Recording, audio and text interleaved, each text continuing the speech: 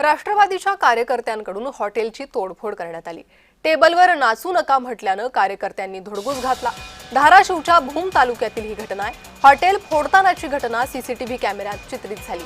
भूमच्या पाथरूड गटातील राष्ट्रवादीचे उमेदवार अमोल भोरे जिल्हा परिषदेला निवडून आल्यानंतर जल्लोष करणाऱ्या कार्यकर्त्यांना टेबलवर नाचू नका म्हटल्यानं त्यांनी थेट हॉटेलची तोडफोड केली आहे। भूम तालुक्यातील उमाचीवाडी येथील आईसाहेब हॉटेलमध्ये रात्री जेवणासाठी गेलेल्या राष्ट्रवादीच्या कार्यकर्त्यांनी धुडगूस घातलाय।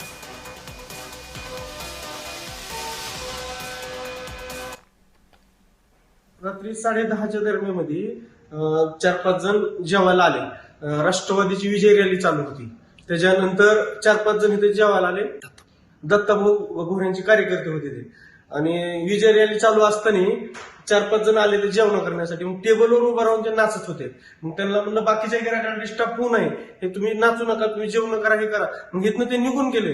निघून गेल्याच्या नंतर 5-25 लोक 15-20 मिनिटांनी 5-25 लोक घेऊन आले आणि पूर्ण हॉटेलचे तोडफोड केले। आमच्या महिला कामगाराला मारहाण केली, आमच्या ह्यांना पूर्ण मारहाण केली आणि पूर्ण हॉटेलचे टोटल लॉस करून गेले।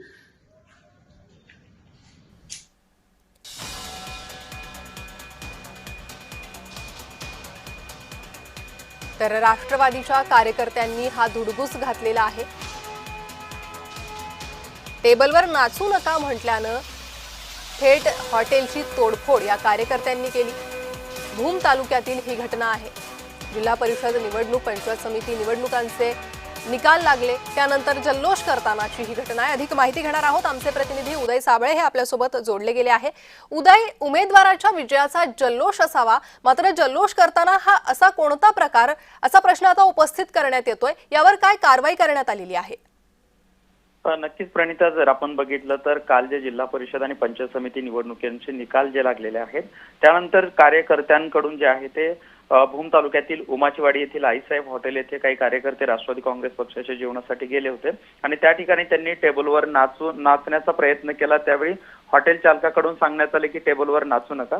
त्यावेळी संतापलेल्या कार्यकर्त्यांनी त्या ठिकाणी हॉटेल फोडलेलं आहे। खरं तर जर एकीकडे बघितलं तर अतिशय दुर्दैवी घटना म्हणावी लागेल, कारण हॉटेलची पूर्णपणे तोडफोड झालेली आहे। त्या ठिकाणच्या कामगारांना मारहाण करण्यात आल्याची देखील माहिती मिळते। इतकंच नाही तर त्या ठिकाणी हॉटेल चालकांनी जे राष्ट्रवादीचे उमेदवार आहेत निवडून आलेले दत्ता भोरे यांचे कार्यकर्ते असल्याचं देखील म्हटलंय। एकूणच जर आपण बघितलं तर अतिशय क्षुल्लक कारणावरून ही जी घटना घडलेली आहे आणि राष्ट्रवादीच्या कार्यकर्त्यांकडून जे आहे ती हॉटेलची मोठ्या प्रमाणामध्ये तोडफोड करण्यात आली। या संदर्भात आपण हॉटेल चालकाशी बोलणं केल्यानंतर ते पुढील कारवाई पोलिसांमध्ये तक्रार देणार असल्याचं देखील त्यांच्याकडून सांगण्यात आलेलं आहे। अगदी उदय, धन्यवाद या सविस्तर माहितीसाठी।